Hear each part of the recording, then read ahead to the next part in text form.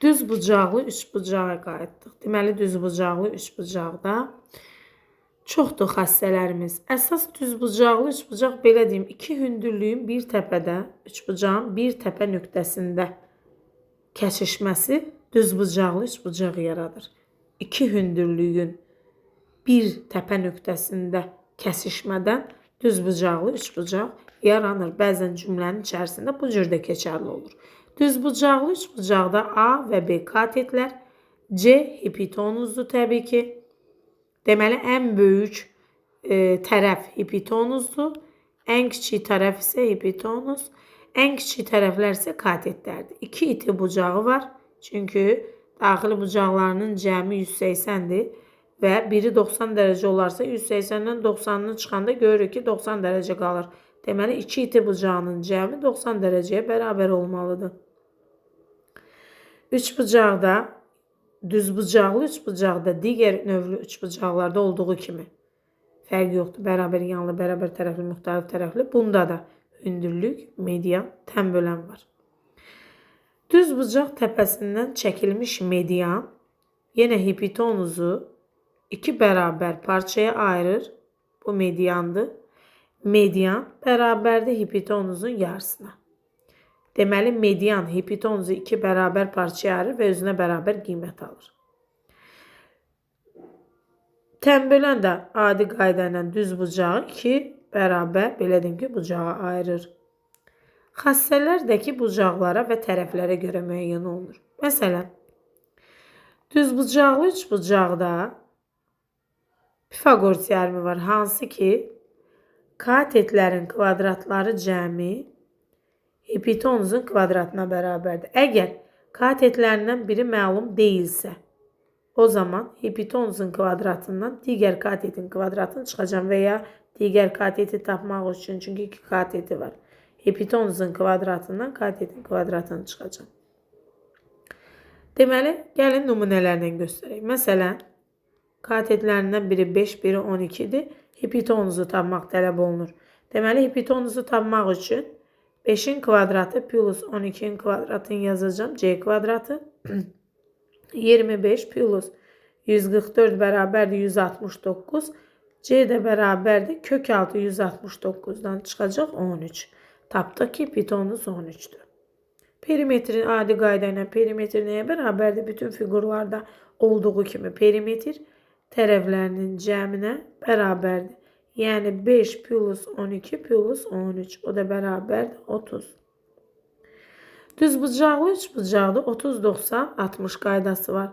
Düz bucaqlı üçbucaqda əgər iti bucaqlarından biri 30 dərəcəsə qarşısı ən kiçik tərəf. Ən böyük tərəf də təbii ki, hipotenuz. Burada 60 dərəcə olur. Çünki 90-dan tez 30'u çıxacam. Bərabər eləyəcək 60. 30-90-60 qaydası necədir? 30 dərəcə bucaq qarşısında katet hipotenuzun yarısına bərabərdir. Bu bir qayda, qızıl qayda. 30 dərəcəli bucaq qarşısında katet ancaq düz bucaqlı üçbucağa aiddir. Hipotenuzun yarısına bərabərdir. Bu bir. İkinci, 60 dərəcəli bucaq qarşısında katet, yəni B, hipotenuzun yarısı kökdə 3 misli ilə, yəni mislinə bərabərdir. Deməli, 60'ın qabağı B katet. Hipotenuzun yarısı kök 3 mislinə bərabərdir. Üçüncü, əgər bucaqlar 45 dərəcə olsa, yəni bura 45-dirsə, təbii ki, üçbucağın daxili bucaqların cəmi 180 olmalıdır. Bura 90 dərəcədir. 90'ını çıxanda 90 qalır. 90'dan da 45'in çıxanda eləyir 45. Bərabər yanlı düz bucaqlı üçbucaqdır. Bura A'dırsa, burada A'dır. Deməli, burada C'dir. 45 dərəcəli bucaq qarşısında katet hipotenuzun yarısı kökdə 2 mislinə bərabərdir. Katetlər də bərabərdir. Bərabər yanlı düz bucaqlı üçbucaq alınır.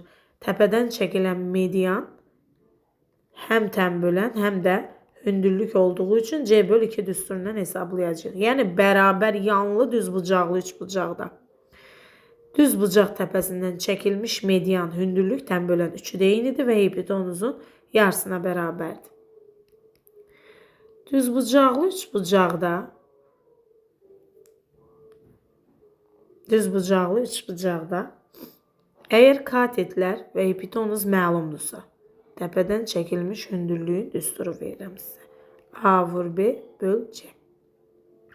Katetlərinin hasili böl hipotenuz. Əgər digər bir qızıl qaydadan da biri, əgər düzbucaq təpəsindən çəkilmiş AB deyək, burada bir XY qoyuram, C də hipotenuzun özüdür. Düzbucaq təpəsindən çəkilmiş hündürlüyü müxtəlif parçalara bölürsə, yəni həm X həm də Y. Bu zaman X-i necə tapacağım? X bərabərdir hansı katetin, belə deyim ki, proyeksiyasıdır? A katetin, X A katetin proyeksiyasıdır. A-nın kvadratı böl hipotenuz. Y nəyə bərabərdir? Deməli, hansı katetin proyeksiyasıdır? B-nin. B-nin kvadratı bölünsün C. Bax, bu düsturla tapırıq. Proyeksiya sözü gedərsə. Əgər desə ki, kiçik katet, bax buna yazıram kiçik katet, kiçik katet. Bu da olsun böyük katet. Bu da proyeksiyalardır. Proyeksiya, bu da proyeksiya, kısaca yazacağım. Proyeksiya. Deməli, proyeksiya nəyə bərabərdir? Kiçik katetin kvadratı böl hipotenuz. Digər proyeksiya nəyə bərabərdir? Hə, qarşıdakı katetin kvadratı böl hipotenuz. Bax, bundan tapırıq. Əgər düzbucaqlı üçbucaqda düzbucaq təpəsindən çəkilmiş hündürlük qarşı tərəfi müxtəlif parçalara bölürsə, H-ın kvadratı bərabərdir X vur Y və ya H bərabərdir kök adda X, Y yazacağım. Yəni, həndəsi ortasına bərabərdir. Həmin proyeksiyaların həndəsi ortasına bərabərdir hündürlük. Bax, bu cür tapırıq. Düzbucaqlı üçbucaqda xəssə budur. Əgər düzbucaqlı üçbucaqda deyirsə, düzbucaq təpəsindən çəkilmiş hündürlük 4 cm və bərabər yanlı düzbucaqlı üçbucaqdır. H verib 4'tür, bizə deyir C hipotenuzu tap. Ya da düşür ki, düzbucaqlı üçbucaqda düzbucaq təpəsindən çəkilmiş hündürlük həm median, həm tənböləndi və C böl 2 düsturundan yazıram. O da bərabərdir 4. Aşağısına bir atıb çarpaz vursaq, C bərabərdir 8 alarıq. Deməli, hipotenuz 8'dir.